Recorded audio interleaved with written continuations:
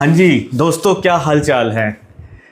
आज हम बात करने वाले हैं एक इम्पोर्टेंट टॉपिक की कि रीज़न क्या है कि आपकी वाइफ आपसे झगड़ा करती है या आप दोनों पार्टनर्स के बीच में झगड़ा होता है। यदि एक वाइफ्स के पर्सपेक्टिव से देखें तो उसमें 7-8 चीज़ें निकल के आती है। नंबर 1 इज़ दुर्व्यवहार या आपका गुस्सा करना, आपका अपनी वाइफ से ठीक से बात नहीं करना, छोटी छोटी बातों पे चिढ़ जाना। यदि ऐसा माहौल कोई भी इंसान अपने घर में बना के रखेगा तो डेफिनेटली दोनों जो हस्बैंड एंड वाइफ है दोनों के बीच में सुलह तो नहीं रहेगी, प्यार तो होने के कम चांसेस है, बल्कि ये वाइफ को इंस्टिगेट करेगा कि वो आपको छोटी छोटी बातों पे झगड़ा करे।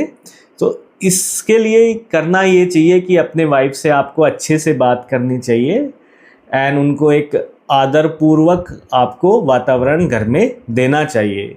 जो दूसरा रीज़न मुझे समझ में आता है कि सार्वजनिक रूप से आपको अपनी वाइफ को नहीं डांटना चाहिए या किसी के सामने भी अपने दोस्त परिवार से के साथ में नहीं डांटना चाहिए। जब भी आपको यदि अपनी वाइफ को कुछ मैसेज देना है, आप उनको कुछ समझाना चाहते हैं, इनफैक्ट डांटना तो कभी भी नहीं चाहिए। आपको हमेशा एक अप्रोच अपनानी चाहिए जिसमें आप अपनी वाइफ से प्यार से बात करें। यदि आप उनके पर्सपेक्टिव से सहमत नहीं हैं और आप चाहते हैं कि कुछ वो चेंज करें तो उसके लिए आपको उनको प्यार से समझाना चाहिए, क्योंकि ये तो बड़ा प्रिविलेंट है एंड आपको पता है कि कोई यदि आपको बात मनवानी है किसी से तो आप प्यार से बात मनवा पाओगे आसानी से। गुस्से से तो मानना थोड़ा मुश्किल है क्योंकि सामने वाले की भी तो ईगो है ना।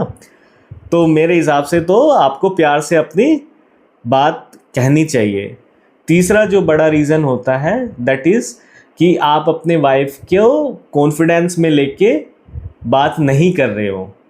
क्योंकि यदि कोई भी डिसीजन आप ले रहे हो और उसमें अपनी वाइफ को साझा नहीं कर रहे हो, उनकी सहमति नहीं ले रहे हो, तो ये भी एक बड़ा रीज़न रहता है कि हस्बैंड एंड वाइफ में दोनों के बीच में अनबन होने का बड़ा रीज़न होता है। यदि आपको उनकी ईगो को भी सेटिस्फाई करना है और आपको एक दिमाग की बजाय 2 दिमाग मिल रहे हैं, आप अपना दिमाग लगा रहे हो और अपनी वाइफ के से बात करके उनका भी दिमाग से यूज़ कर रहे हो, then by 2 different perspective you are reaching on a good decision and it's always better एक से भले 2। तो अपनी वाइफ को हमेशा कॉन्फिडेंस मिले, उनसे अपनी बातें साझा करें, उससे ही वो आपसे को आपका आदर भी ज़्यादा करेगी, आपकी रिस्पेक्ट करेगी और आप दोनों के बीच में कम से कम इस रीज़न की वजह से झगड़ा नहीं होगा। अगला जो रीज़न मुझे समझ में आता है कि जो इंसान स्पेशली मैन ये दूसरी औरतों से फ्लर्ट करता है and this also applies for females.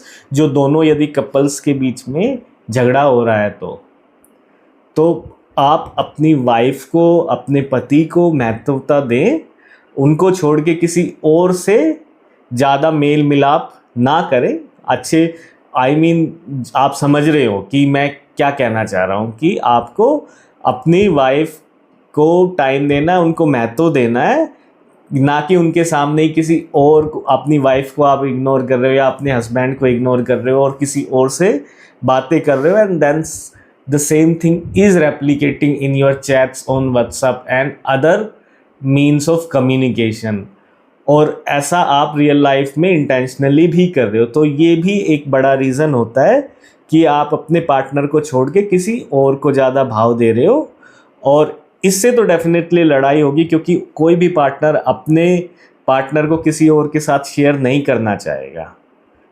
ये भी एक बड़ा रीज़न है। अगला रीज़न जो मुझे समझ में आता है कि आप यदि अपनी वाइफ के घर वालों के बारे में, ससुराल वालों के बारे में कुछ नकारात्मक बातें बोलते हो, उनके बारे में अब्यूज़िव कुछ कहते हो, तो डेफिनेटली वो आपकी वाइफ आपसे झगड़ा करने वाली है। आपको करना ये है कि यदि कुछ अच्छा नहीं बोल सकते तो कम से कम बुरा तो नहीं बोलना है, क्योंकि आपकी वाइफ, इनफैक्ट यदि आपकी वाइफ भी आपके परिवार के बारे में बुरा बोले तो आपको भी बुरा लगेगा ना, आप भी नहीं सुन पाओगे। Same the way your wife is also not able to hear when you say something bad about their parents, क्योंकि पली बड़ी वहीं पे है ना आपकी वाइफ भी, सो इज़ यू। तो अपने घर वालों के बारे में तो कोई भी बुरा नहीं सुनेगा। यदि आपका कोई किसी बात पर डिसएग्रीमेंट है तो आपको उनके घर वालों पे क्यों जाना है? आप आपस में बात करिए ना कि क्या रीज़न है कि आप ये जो डिसएग्रीमेंट हो रहा है, तो उसके बारे में, उसके रीजंस के बारे में बात करिए। देन क्या सॉल्यूशन है उसके बारे में बात करिए, ना कि किसी और को बुरा कहने से आपकी जो समस्या है वो तो सुलझने वाली नहीं है।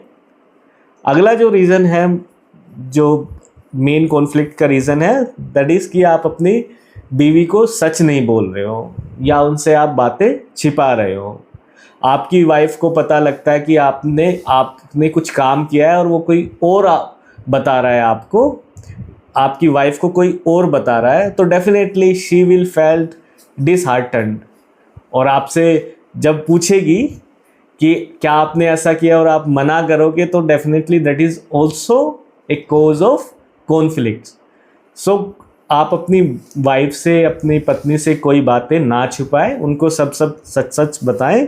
यदि आप ये सब चीज़ें करोगे तो आपकी वाइफ भी आपको ही अप्रिशिएट करेगी। आप उनको कोई रीज़न नहीं देंगे लड़ाई का, तो डेफिनेटली वो क्यों आपसे लड़ाई करेगी। और कोई भी लेडी पागल तो नहीं है ना कि जो वो आपसे लड़ेगी। आप उनको वजह दे रहे हो, आप उनको डिसरेस्पेक्ट कर रहे हो, किसी और को इम्पोर्टेंस दे रहे हो, उनकी बात नहीं सुन रहे हो, तभी ये वजह हो रही है ना, तभी ये लड़ाई हो रही है। तो आप दोस्तों इन चीज़ों के बारे में सोचिए और कोशिश करिए कि इन चीज़ों को अवॉइड करें, इन चीज़ों में ना जाए, एंड डेफिनेटली आप एक दोनों हस्बैंड एंड वाइफ अच्छी लाइफ जी पाएंगे, खुशी खुशी जी पाएंगे, एंड जो भी झगड़े हैं आप लोगों के नहीं रहेंगे। आप इसके बारे में एक बार सोच के देखिए, क्या आप ये 6-7 चीज़ें अवॉइड कर सकते हैं। And in fact what I feel like कि इनमें ऐसा कुछ बड़ा है भी नहीं कि आप अवॉइड नहीं कर सकते हैं। आपको क्या करना है, सिंपली आपको ईमानदार रहना है, आपको अपनी वाइफ पे गुस्सा नहीं करना है, पब्लिकली अपनी वाइफ को नहीं डांटना है। यदि आपको कुछ कहना है तो उनको समझाइए आराम से, वो मान जाएगी आपकी बात ना। अपनी पत्नी के परिवार के बारे में कुछ मत बोलिए, कम से कम अच्छा नहीं बोल सकते तो बुरा तो मत बोलिए। और अपनी वाइफ को आप जो भी नया डिसीजंस ले रहे हो उसमें इन्वॉल्व करिए, तो ये जो मेजर समस्याएं हैं ये नहीं रहेंगी और आप दोनों एक हैप्पी लाइफ लीड कर पाएंगे। तो आगे भी देखते रहिए, सब्सक्राइब करिए, अच्छी अच्छी बातें और भी करेंगे, दिल से करेंगे। थैंक यू सो मच दोस्तों, बाय बाय।